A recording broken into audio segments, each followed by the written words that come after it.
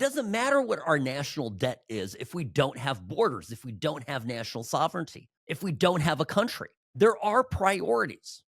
I'm thinking about this bill. There's lots in it that I don't like.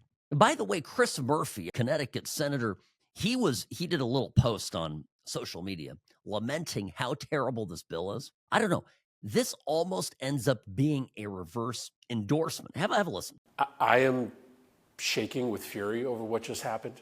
That's the most monstrous piece of legislation I've ever voted on in my time in Congress. What do those Republican senators go back and tell their constituents that they did?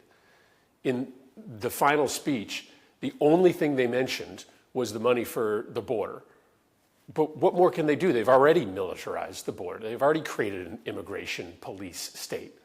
They didn't mention anything about the fact this bill kicks 17 million people off of their health care. There are going to be thousands of people who die in this country because they lose their access to health care. There'll be tens of thousands of other lives that are needlessly destroyed. This is the biggest cut in child nutrition in the history of the country, I think. There are going to be moms and dads who literally watch their children go hungry. And why?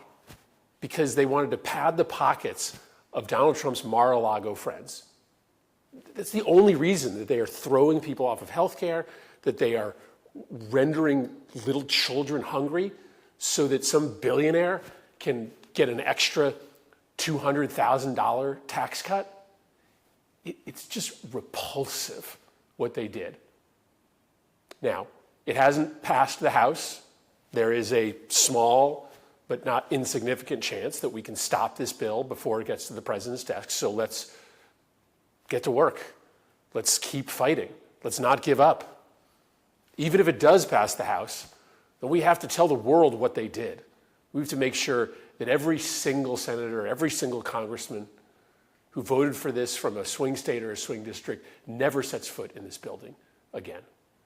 This is a moral abomination, what they just did. And for what?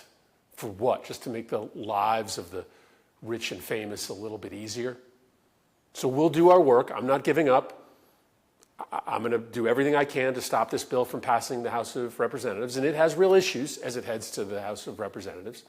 But if it does become law, we're going to make sure these people pay politically for what they did. Wow. So brave. But I'm listening to this. This guy's a nut, right? He doesn't like the bill.